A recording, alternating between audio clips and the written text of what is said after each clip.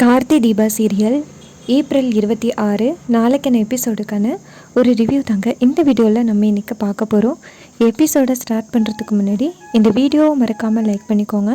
உங்களுடைய ஒவ்வொரு லைக்ஸும் அடுத்த வீடியோ போடுறதுக்கு எனக்கு கொஞ்சம் இன்ட்ரெஸ்டிங்காகவும் மோட்டிவேஷனாகவும் இருக்கும்.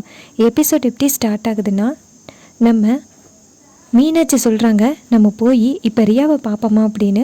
அதுக்கு மைதிலி சொல்கிறாங்க இன்னும் கொஞ்ச நேரம் அவள் வெயிலில் திரியட்டும், அப்போ தான் எனக்கு நிம்மதியாக இருக்கும் அப்படின்னு. அதுக்கு மீனாட்சி சொல்கிறாங்க நம்ம போய் கண்ணால் அவளை பார்ப்போம், அப்போ தான் எனக்கு நிம்மதியாக இருக்கும் அப்படின்னு.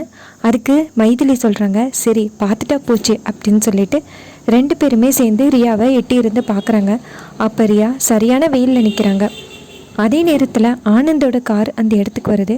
அப்போ ஆனந்த ரியாவை பார்த்ததோட எதுக்கு இவ இங்கே நிற்கிறா அப்படின்னு நினச்சி காரை கொண்டு போய் நிப்பாட்டி, ரியா இங்கே என்ன பண்ணுற அப்படின்னு கேட்க, அதுக்கு ரியா சொல்கிறாங்க என்ன ஆனந்த், எவ்வளோ நேரம் நான் வெயிட் பண்ணுறது, ஏன் இவ்வளோ லேட்டு அப்படின்னு. அதுக்கு ஆனந்த் கேட்குறாரு என்ன ரியா சொல்கிற, நீ சொல்கிறது எனக்கு புரியல அப்படின்னு. அதுக்கு ரியா சொல்கிறாங்க ஆனந்த் நீங்கள் தானே நீங்கள் இங்கே வர சொன்னீங்க, உங்களுக்காக நான் கிட்டத்தட்ட ஒரு நாளாக வெயிட் பண்ணிக்கிட்டு இருக்கேன் இந்த வெயிலில் அப்படின்னு. அதுக்கு ஆனந்த் சொல்கிறாரு நான் எப்போ உன்னை வர சொன்னேன் அப்படின்னு.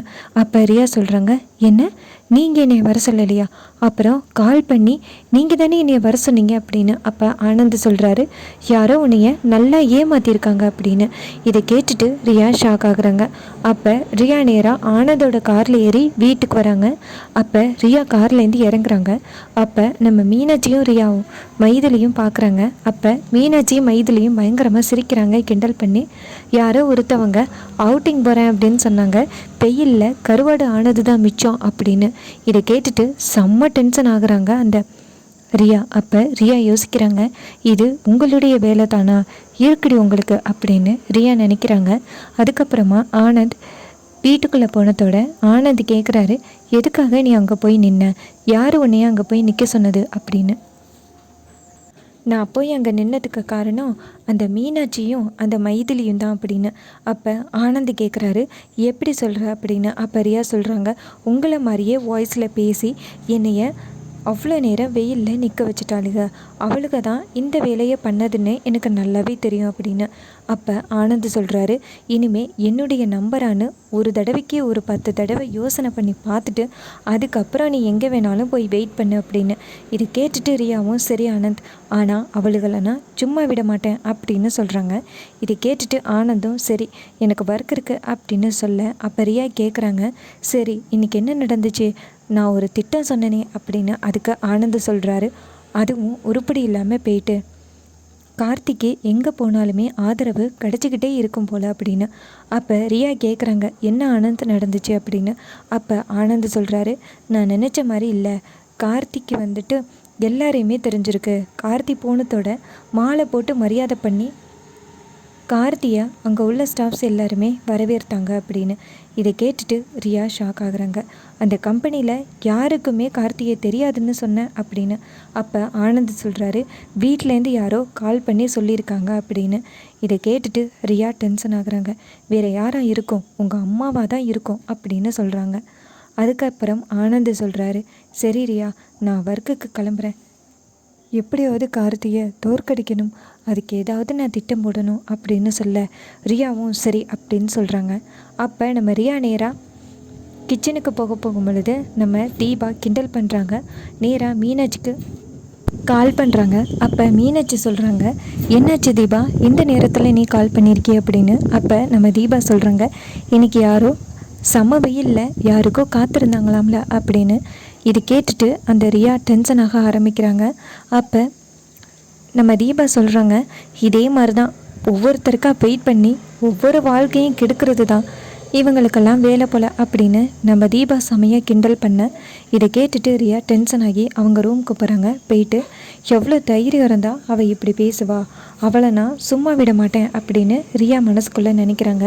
அப்போ ஐஸ்வர்யா வந்து கேட்குறாங்க என்னாச்சு ரியா, உன் புருஷன் கூட எங்கேயா அவுட்டிங் போயிட்டு வந்தியா அப்படின்னு. அதுக்கு ரியா சொல்கிறாங்க நான் எங்கேயுமே போகலை, அந்த மீனாட்சியும் அந்த மைதிலியும் சேர்ந்து தான் இப்படி ஒரு திட்டத்தை போட்டு என்னை ஏமாத்திருக்காளுக, நான் அவளுகளை விட மாட்டேன் அப்படின்னு. அப்போ ஐஸ்வர்யா சொல்கிறாங்க அவளுகளை என்ன பண்ண போகிற, அவளுகளை ஒன்றும் பண்ண முடியாது, அதுக்கு பதிலாக இந்த வீட்டில் அனாதையாக இருக்கா பாரு தீபா, அவளை நம்ம பழி வாங்கலாம் அப்படின்னு.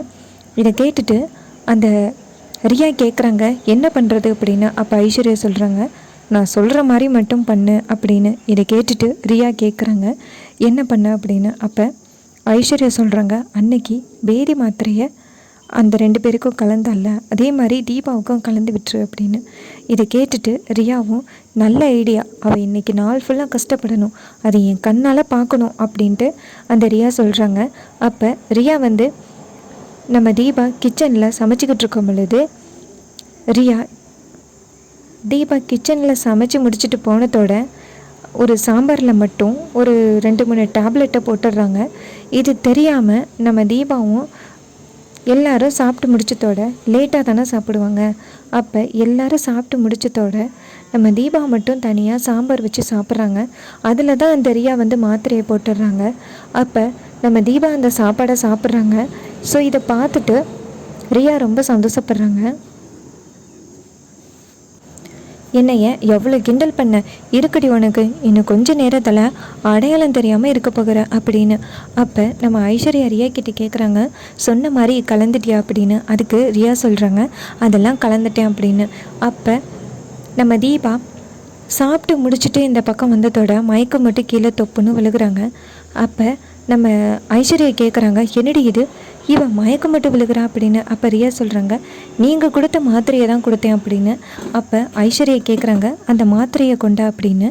அப்போ அந்த மாத்திரையை எடுத்து பார்த்தா அது பேதி மாத்திரையே கிடையாது, வேறு ஏதோ மயக்க மாத்திரையே கொடுத்துருக்காங்க.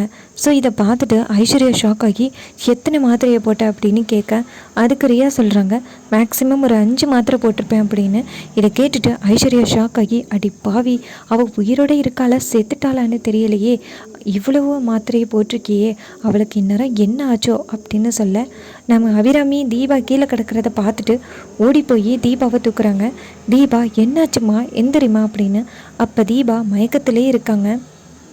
அப்போ நம்ம அபிராமி மைதிலி மீனாட்சியை கூப்பிட அவங்க ஓடி என்னாச்சுன்னு பார்க்க அப்போ தீபா மயக்கம் போட்டு கிடக்கிறத பார்த்துட்டு தீபாவை அழைச்சிக்கிட்டு ஹாஸ்பிட்டல் போகிறாங்க. ஹாஸ்பிட்டலில் கொண்டு போய் தீபாவை அட்மிட் பண்ணுறாங்க.